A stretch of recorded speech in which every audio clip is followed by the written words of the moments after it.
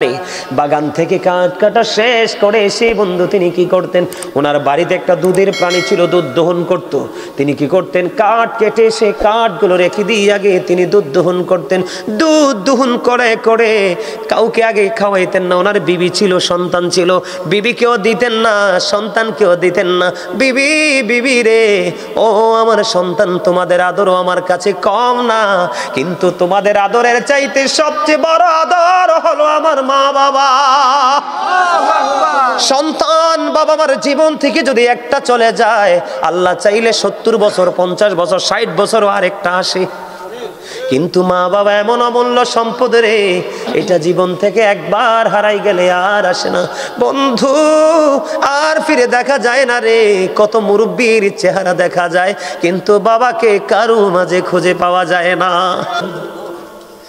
আমার বাবা নাই, দয়াল রে দয়াল, আমার কি মা ডাকার সাদ নাই রে, আমার কি বাবা ডাকার সাদ নাই রে, বলেন আমার মা নাই, আমার বাবা নাই, দয়াল রে দয়াল, আমার কি মা ডাকার সাদ নাই রে, আমার কি বাবা ডাকার সাদ নাই রে।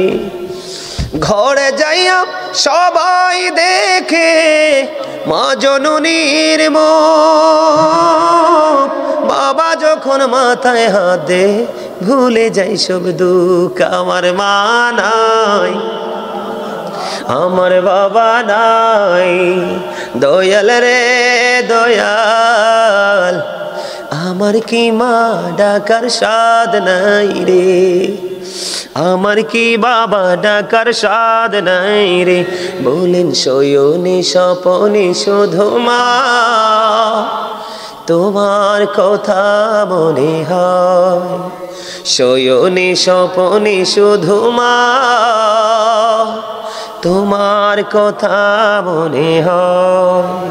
কতদিন দেখি না তোমায়, ভুলে কি গেছো আমায়, ভুলে কি গেছো আমায়। আদর সোহাগ মাগো আর কোথা পাবো, কারা চলে আমি নিজেকে জড়াবো। আদর সোহাগ মাগো আর কোথা পাবো, কারা চলে আমি নিজেকে জড়াবো। কার কাছে ধরবো মিছে বায়না, তোমার মতো কেহ নাই, শয়নে স্বপনে শুধু মা তোমার কথা মনে হয়। আমার ভুবন জুড়ে শুধু দুঃখ জ্বালা, কে আর পরাবে আমায় সুখের সে মালা। আমার ভুবন জুড়ে শুধু দুঃখ জ্বালা, কে আর পরাবে আমায় সুখের সে মালা। কপলে কে দেবে আর কাজলের টিপ, তুমি জেনে ধরায়, শয়নে স্বপনে শুধু মা তোমার কথা মনে হয়। সুবহানাল্লাহ আলহামদুলিল্লাহ লা ইলাহা ইল্লাল্লাহ, সুবহানাল্লাহ আলহামদুলিল্লাহ লা ইলাহা ইল্লাল্লাহ, লা ইলাহা ইল্লাল্লাহ, লা ইলাহা ইল্লাল্লাহ। নবী আমার নূরের ফুতুল, জগৎ করলেন ও জালা, নবী আমার নূরের ফুতুল, জগৎ করলেন ও জালা। রোজ হাসরে করবেন তিনি উম্মতের ফায়সালা, সুবহানাল্লাহ আলহামদুলিল্লাহ মহব্বতে সুবহানাল্লাহ আলহামদুলিল্লাহ লা ইলাহা ইল্লাল্লাহ লা ইলাহা ইল্লাল্লাহ লা ইলাহা আরশ কুরসি লৌহ কলম সৃষ্টি যাহার ওসিলা আনিছি আল্লাহ খুশি হইয়া নাম রাখিলেন হাবিবুল্লাহ সুবহানাল্লাহ আলহামদুলিল্লাহ লা ইলাহা ইল্লাল্লাহ লা ইলাহা ইল্লাল্লাহ মুহাম্মাদুর রাসূলুল্লাহ সাল্লাল্লাহু আলাইহি ওয়াসাল্লাম। আমি আপনাদেরকে একটু হালকা একটু বন্ধু নাস্তা দিয়েছি। কে দিয়েছি? আলোচনার সময় অনুযায়ী এটা আপনাদের লাঞ্চ টাইম। কারণ সকালে শুরু হয়েছে, তার মানে বিকাল থেকে শুরু হয়েছে, রাত্র 12টা পার হয়ে গেছে, তার মানে 100% এটা আপনাদের যারা জান্নাতের বাগানের মেহমান তাদের জন্য লাঞ্চ টাইম। এই জন্য আপনাদেরকে হালকা করে একটু লাঞ্চ করিয়ে নিলাম। হুজুর, এটা আবার কেমন ধরনের ব্যবহার, এটা আবার কেমন ধরনের কথা? এটা আমার কথা নয়, নবীজি জানিয়ে দিয়েছেন জান্নাতের বাগানে যারা প্রবেশ করে তারা জান্নাতের মেহমান হয়ে যায়, তারা জান্নাতি হয়ে যায়, তারা জান্নাতের মেহমান হয়ে যায়।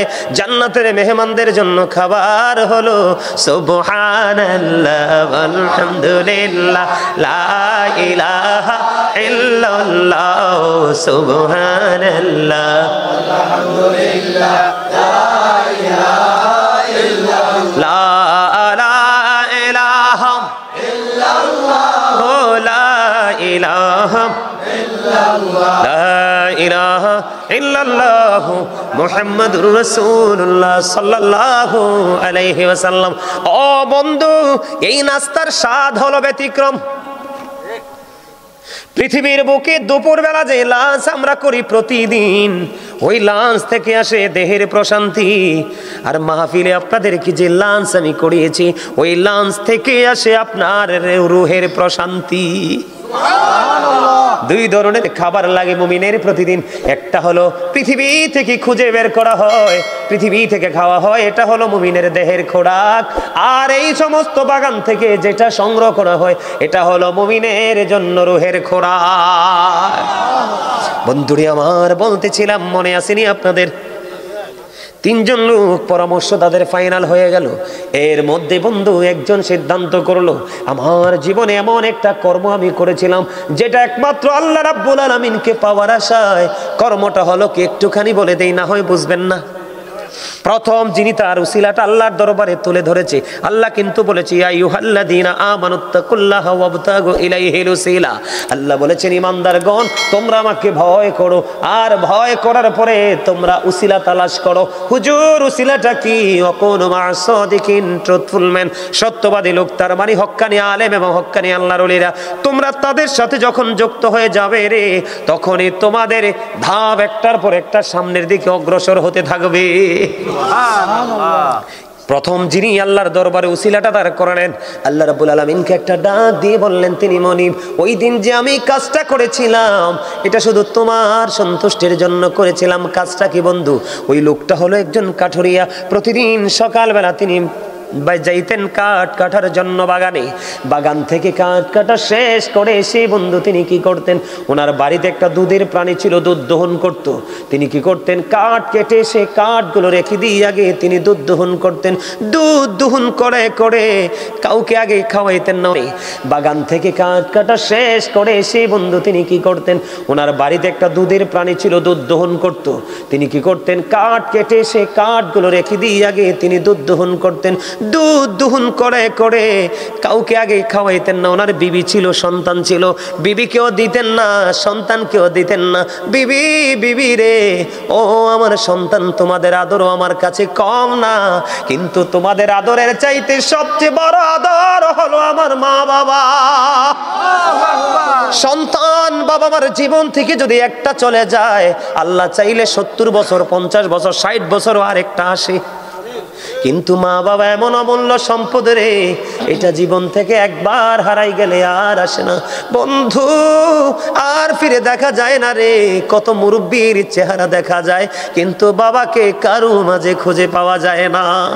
আত্মীয় স্বজন কত বৃদ্ধা আমরা দেখতে পাই রে, মায়ের প্রতিচ্ছবি কতজনের মাঝে আমরা খুঁজে পাই, কিন্তু মা তো নাই, চিরদিনের জন্য চলে গেছে অচিন দেশে। বন্ধু ওই ছেলে কাঠুরিয়াটা ডাক দিয়ে বললেন, বন্ধু এমনি করে করে প্রতিদিন তিনি দুধ পান করায় মাকে আগে আইসা। বন্ধু একদিন তিনি দেরি করে আসলেন, আজকে আইসা দেখে বাবা মা ঘুমাই গেছে। বাবা মা যখন ঘুমিয়ে গেল, ইনি কিন্তু ধারাবাহিকভাবে তিনি একটা পাতিল হাতুনি তিনি দুধ দহন করেছে। হাদিস শরীফের মধ্যে সে যে দুধটা দহন করার পরে এবার ওনার সন্তান ডাক দিয়ে বলল, বাবা বাবা গো, আমাকে একটুখানি দুধ দাও না, আমি দুধ পান করব। ওই কাঠুরিয়া ডাক দিয়ে বলল, না না, আমার মা ঘুমিয়ে গেছে তো কি হয়েছে রে, আমি যতক্ষণ না পর্যন্ত আমাকে দুধ খাওয়াইতে না পারবো ততক্ষণ আমি কাউকে দুধ দিব না, এবং আমি আমার মায়ের রুমের দরজাটাও আমি ছাড়বো না। বন্ধু কেমন সন্তান ওই কাঠুরিয়া! কাঠুরিয়া কি করলো, মা যে জায়গার মধ্যে ঘুমাইছে, ও বন্ধু দুধের পাত্রটা হাতে নিয়ে দাঁড়াইয়া রইল। দাঁড়াইয়া থাকতে থাকতে ফজরের আজান হয়ে গেল। মা দুঃখিনী বন্ধু উজু বানাইলো, উজু বানাইয়া যখন ফ্রেশ শেষ হয়ে গেল, ওই কাঠুরিয়া আগে তার মাকে দুধ পান করাইলো। এই যে দুধ পান করিলেন, সন্তানকে দিলেন না, বিবিকে দিলেন না। সন্তান অনেক বেশি ডাকাডাকির করার পরে বাবার মনটা গলাইতে পারলো না। ওই দিন ওই কাজটা শুধু করেছি আমি একটা মাত্র কারণে, ওই যে আল্লাহ বলেছেন অবিল ওয়ালিদাইনি ইহসানা, মা বাবার সাথে মিষ্টি মধুর সৎ আচরণ করো।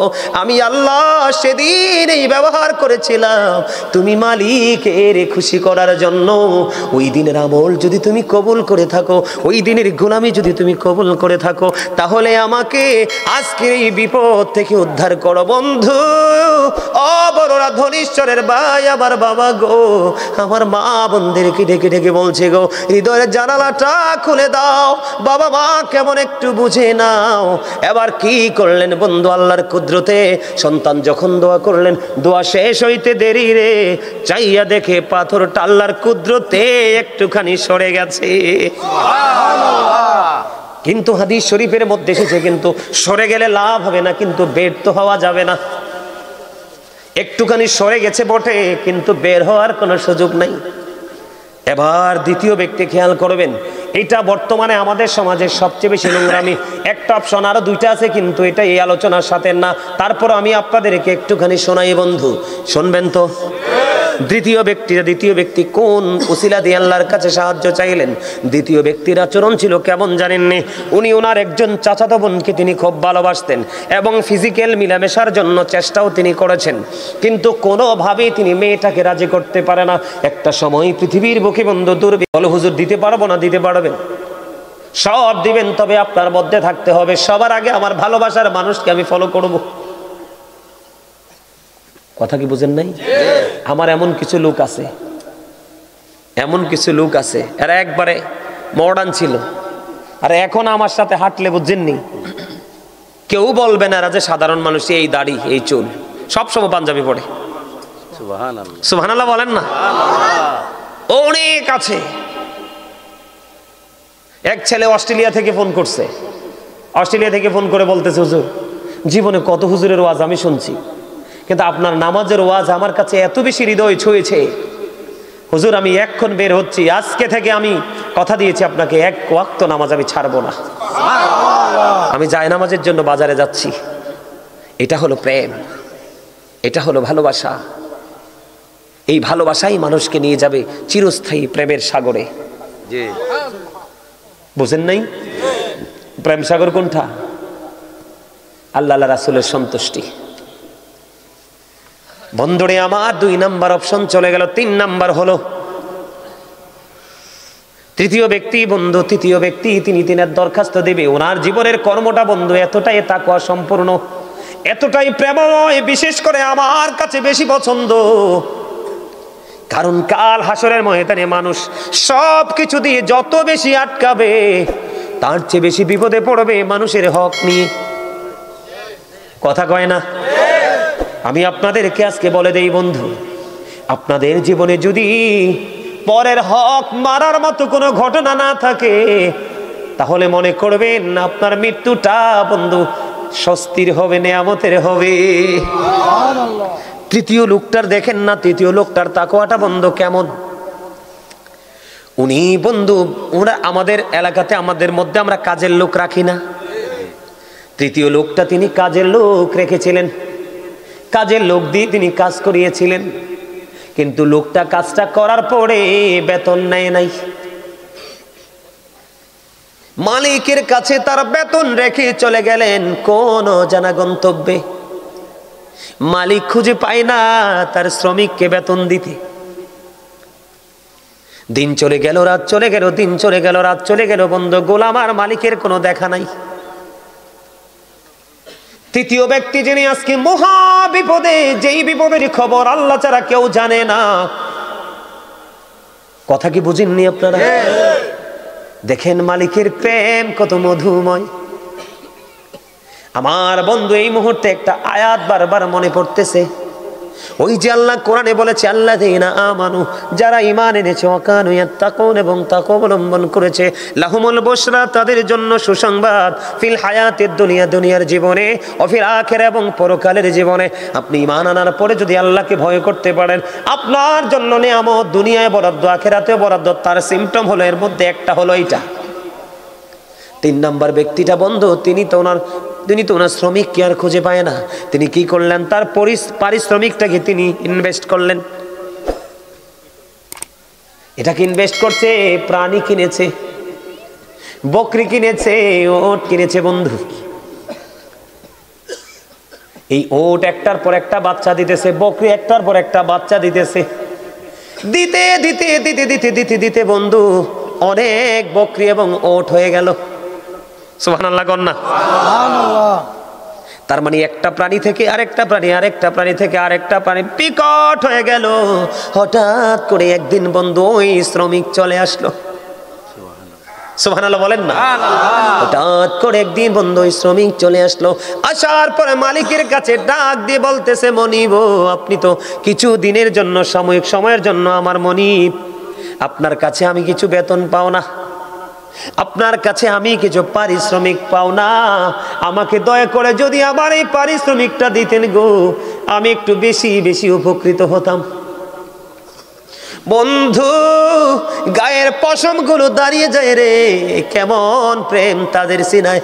মালিক ঢুকিয়ে দিল, আমি আজকে এই বড় রাত ধনীশ্বর থেকে আল্লাহর কাছে দরখাস্ত দিব, মালিক তুমি রহমতের নজরে তাকায় দেখো গো মালিক, কত মানুষ, কত আমার দাড়ি ফাঁকা মুরব্বী বাবারা, কত আমার ভাইয়েরা, মাহফিল কমিটি পর্দার অন্তরালে রয়েছেন আমার মা বোনেরা, যাকে তোমার বেশি পছন্দ হয় গো, তার উতিলায় আজকে আমাদেরকে ওই 3 নাম্বার তাকওয়াবান ব্যক্তির মতো বানায়া দাও, আমরা যেন ভোগী না হই, আমরা যেন ত্যাগী হতে পারি।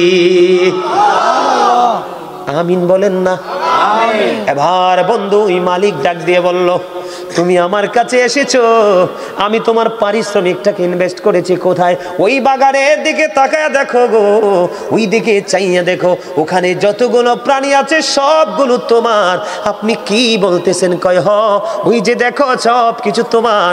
এটা কেমন করে সম্ভব? আমি তো আপনার কাছে এত সম্পদ পাও না। না, কয় তুমি আমার কাছে সব সম্পদ পাও না, যেদিন তুমি আমার কাছে টাকাটা রেখে গিয়েছিলে, পারিশ্রমিকটা রেখে গিয়েছিলে, বেতন যেদিন আমার কাছে তুমি রেখে গিয়েছিলে রে, এটা আমি আমার পকেটে রাখিনি, তোমার জন্য ইনভেস্ট করেছে। এগুলো বাচ্চা দিতে দিতে দিতে দিতে এত বড় হয়েছে, সবগুলো তুমি নিয়ে যাও, আমার কোনো দাবি না। ওই ব্যক্তি আজকে বন্ধু ওই পাহাড়ের মধ্যে বিপদে পড়ে আছে। এবার কি করলেন? আল্লাহর দরবারে দরখাস্ত করে দিলেন, মালিক ওই যে আমার এই গোলামি শুধু পৃথিবীর কাউকে খুশি করার জন্য নয়, আমি যা করেছিলাম তোমাকে খুশি করার জন্য, ওইটা যদি তুমি কবুল করে থাকো গো, আজকে আমাকে বিপদ থেকে বাঁচাও না গো মালিক। বন্ধু তৃতীয় ব্যক্তির দোয়া শেষ হইতে দেরি রে, শেষ হইতে দেরি। এবার চাইয়া দেখে পুরো পাথরটা আল্লাহর কুদরতি ভাবে সরে গেছে, 3 জনই বিপদমুক্ত হয়ে গেছে। পারবেন নি এইভাবে করতে? সবাই পারবেন? হযরতে আবু সাঈদ রাদিয়াল্লাহু তাআলা আনহু থেকে বর্ণিত, যাদের বাবা মা নাই তাদের জন্য বন্ধু ওয়াজ।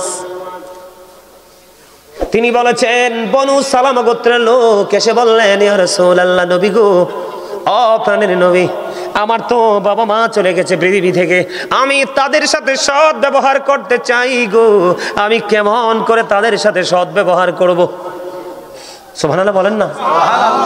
আপনার বাবা চলে গেছে তো কি হয়েছে, আপনি কি থাকবেন, আমি কি থাকবো? আমরা যেই কোনো সময় চলে যাব, চলে যাওয়ার পরেও তাদের সাথে ভালো আচরণ। যেমন ধরেন বাবা মার সাথে মরে যাওয়ার পরে আচরণ। আমি এক্সাম্পল স্বরূপ বলছি বন্ধু, হাদিসের ভাষা অনুযায়ী একটা কালো মেয়ে বাবা আপনার জন্য ভদ্র চয়েস করে গেছে, কিন্তু বাবা বিয়েটা দিতে পারে নাই। বাবা চলে যাওয়ার পরে বাবা বলে গেছে, বাবা এটাকে আমি আমার ঘরের বউ বানাবো, আমি তাদেরকে কথা দিয়েছি, আপনি যদি বাবা চলে যাওয়ার পরে মেয়েটা কালো হওয়ার পরেও বাবার কথা অনুযায়ী মেয়েটাকে বউ করে ঘরে নিয়ে আসেন, তাহলে হয়ে যাবে বাবার সাথে মিষ্টি আচরণ। বাবা চলে গেছে কিন্তু বাবার বন্ধু দুনিয়ায় বেঁচে আছে, আপনি বাবার বন্ধুর সাথে ভালো আচরণ করবেন, বাবার বন্ধুর খোঁজ খবর রাখবেন, বলবেন, চাচা গো, আমার বাবা চলে গেল, আমি আপনাকে দেখলে বাবার কথা মনে হয়ে যায়, প্রশান্তি আসে, বাবার সাথে ভালো আচরণ করবেন। যেমন আজকের এই মাহফিল, যারা বাবা মার মৃত্যুবার্ষিকী বা বাবা মার আত্মার মাগফিরাতের জন্য টাকা দিয়ে, পয়সা দিয়ে, শ্রম দিয়ে আজকে যারা আয়োজন করেছেন, তারা আপনার আপন স্বজন কবরবাসীর সাথে ভালো আচরণ করেছেন। তাদের জন্য কোরআন খতম পড়াবেন, মিলাদ পড়াবেন, মাহফিল করাবেন, দান সদকা করাবেন, ওয়াদা যেটা দেয় সেটা করবেন, তাদের বন্ধু এবং বান্ধবীর সাথে ভালো সম্পর্ক রাখবেন, এবং প্রত্যেকটা জুমার দিনে বাবা মার কবর জুম্মার নামাজ শেষে জিয়ারত করতে যাবেন। পারবেন নি নাকি পারবেন না? এখনকার তো আমরা এত ডিজিটাল হয়েছি, 4-2 রাকাত ফরজ পড়ার পরে সুন্নতেরই খবর নাই, বাবার কবরের পাশে যাব কোন সময়? ঠিক না ভাই? ঠিক? আমি কি ভুল বলছি? সম্মানিত উপস্থিতি, ওমর খোদা 3 ঘন্টায় যেতেছে, আর চলা সম্ভব না, আর চলবো না, প্রতিদিন প্রোগ্রাম। সম্মানিত উপস্থিতি, আপনাদেরকে বিনীতভাবে অনুরোধ করব, জীবনে যাই কিছু করেন বাবা মার সাথে খারাপ ব্যবহার, মনে রাখবেন একটা কথা, তাদেরকে ভালোবাসা সম্মান করা ফরজ, আর তাদেরকে কষ্ট দেওয়া হারাম। তাবারুক আছে?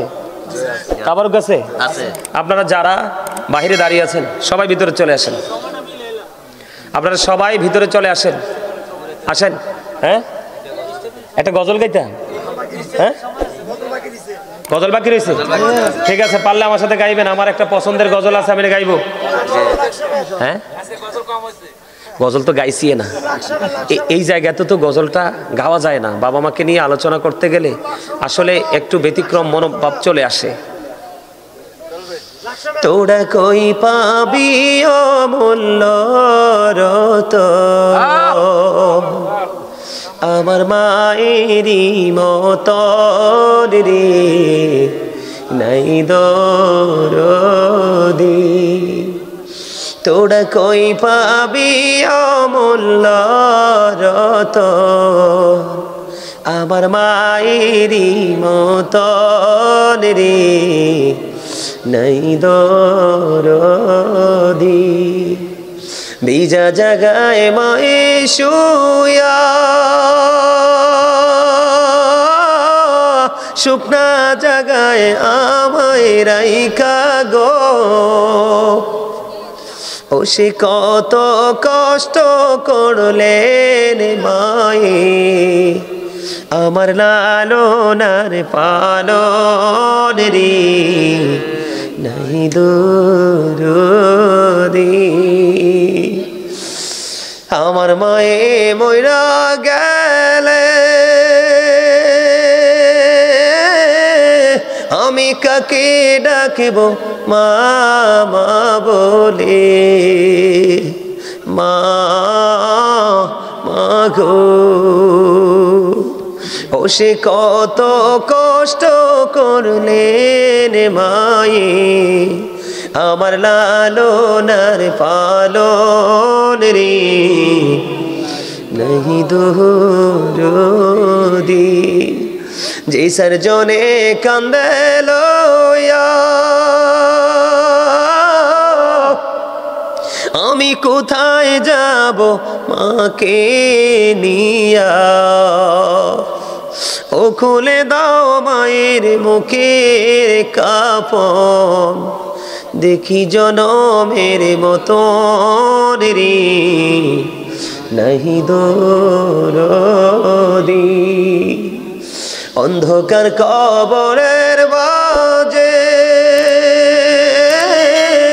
কি জানি কি আযাব হবে, ও সে মাফ করে দাও আল্লাহ মাবুদ আমার জনম দুঃখিনী মাকে নাহি দরদি। তোরা কই পাবি অমূল্য রতন আমার মায়েরই মতন রে নাহি দরদি। মারহাবা। কথাগুলো কি ঠিক না? একবার চলে গেলে মায়ের মুখ দেখা যায়? যায়। মার জন্য বেশি বেশি দোয়া করবেন, বাবার জন্য বেশি বেশি দোয়া করবেন, জীবিত হোক বা মৃত হোক। তীর মারলে তীর মিস করতে পারে, সন্তানের হাত মিস। আবার ওই দিকে যদি তাকাই পৃথিবীর সবার দোয়া মিস হতে পারে, কিন্তু বাবা মার দোয়া মিস। এই জন্য এটার সাথে আরেকটার কি গভীর প্রেম। আমার বাবা নাই দয়াল রে দয়াল, আমার কি মা ডাকার স্বাদ নাই রে, আমার কি বাবা ডাকার স্বাদ নাই রে, বলেন আমার মা নাই আমার বাবা নাই দয়াল রে দয়াল, আমার কি মা ডাকার স্বাদ নাই রে, আমার কি বাবা ডাকার স্বাদ নাই রে। ঘরে যাইয়া সবাই দেখে মা জননীর মুখ, বাবা যখন মাথায় হাত দে ভুলে যাই সব দুঃখ। আমার মা নাই আমার বাবা নাই দয়াল রে দয়াল, আমার কি মা ডাকার স্বাদ নাই রে, আমার কি বাবা ডাকার স্বাদ নাই রে। বলেন শয়নে স্বপনে শুধু মা তোমার কথা মনে হয়, শয়নে স্বপনে শুধু মা তোমার কথা মনে হয়। কতদিন দেখি না তোমার, ভুলে কি গেছো আমার, ভুলে কি গেছো আমার। আদর সোহাগ মাগো আর কোথা পাবো, কারা চলে আমি নিজেকে জড়াবো। আদর সোহাগ মাগো আর কোথা পাবো, কারা চলে আমি নিজেকে জড়াবো। কার কাছে ধরবো মিছে বায়না, তোমার মতো কেহ নাই, শয়নে স্বপনে শুধু মা তোমার কথা মনে হয়। আমার ভুবন জুড়ে শুধু দুঃখ জ্বালা, কে আর পরাবে আমায় সুখের সে মালা। আমার ভুবন জুড়ে শুধু দুঃখ জ্বালা, কে আর পরাবে আমায় সুখের সে মালা। কপলে কে দেবে আর কাজলের টিপ, তুমি জেনে ধরায়, শয়নে স্বপনে শুধু মা তোমার কথা মনে হয়। মারহাবা বলেন না? মায়ের জন্য কাঁদতে জোয়ান হওয়া লাগবে এমন শর্ত নয়। যারা বুড়ো হয়ে গেছে তারও মা, যারা জোয়ান তারও, ঠিক কিনা বলেন? মায়ের সম্মানের মধ্যে কোনো কি নাই, সময়সীমা আছে? মাকে ভালোবাসবেন তো? বাবাকে ভালোবাসবেন তো? বিরক্ত হবেন না তো? আপনি যখন প্রস্তাব করেছিলেন বারবার, মা তো বিরক্ত হয়নি? অন্যজনের নাকে গন্ধ লেগেছে, মাল নাকে গন্ধ, পায়খানা করার সময় অন্যজন নাক বাঁকা করে চলে গেছে, কিন্তু মা সন্তান কষ্ট পাবে ময়লা পরিষ্কার করার জন্য দৌড়ে এসেছে। সেই ময়লা আপনার আমার জীবনে প্রত্যেকটা মা করেছে। সন্তান যদি মাকে রাজি করতে না পারে, মনে রাখবেন কখনো সে আল্লাহকে রাজি করতে পারবে না। সন্তান যদি বাবাকে রাজি করতে না পারে, কোনোদিন আল্লাহকে রাজি করতে পারবে? কথা বলেন, পারবে? মাকে ভালোবাসতে রাজি আছেন তো? হ্যাঁ, আর জোরে বলেন, আর জোরে বলেন। আমরা মা বাবাকে ভালোবাসতে রাজি, ঠিক কিনা বলেন? সম্মানিত উপস্থিতি, আপনাদের কাছে আমার আগে যিনি ছিলেন আমার ভাই জহিরুল ইসলাম জাবিরি সাহেব, মুফতি মাওলানা জহিরুল ইসলাম জাবিরি সাহেব, আপনাদের কাছে তিনি কিছু সাহায্য চেয়েছিলেন। চাইছে না? আপনারা সবাই কিন্তু দিতে পারেননি। আমার কাছে মনে হয়েছে আপনারা একটু শক্ত। এসে দেখলাম মাশাআল্লাহ অনেক মানুষ, কিন্তু সেই তুলনায় আপনারা ওনার সাথে মানে মাহফিলের জন্য দিতে শোনেন, মসজিদ, মাদ্রাসা, মাহফিল, দিনের কাজ, এই জায়গাগুলোতে দানের ক্ষেত্রে নিজের এরিয়ায় হওয়া লাগবে এমন কোনো শর্ত নাই। এই আমার দিকে তাকান, পৃথিবীর যত মসজিদ সকল মুসলমানের হক আছে নামাজ পড়ার। কথা কন, কথা কি বুঝে আসে? যখন পাবনা থেকে কেউ আমাদের দেশে আসে, আমাদের রাস্তা ইউজ করে না? আমরা যখন, আমি যেমন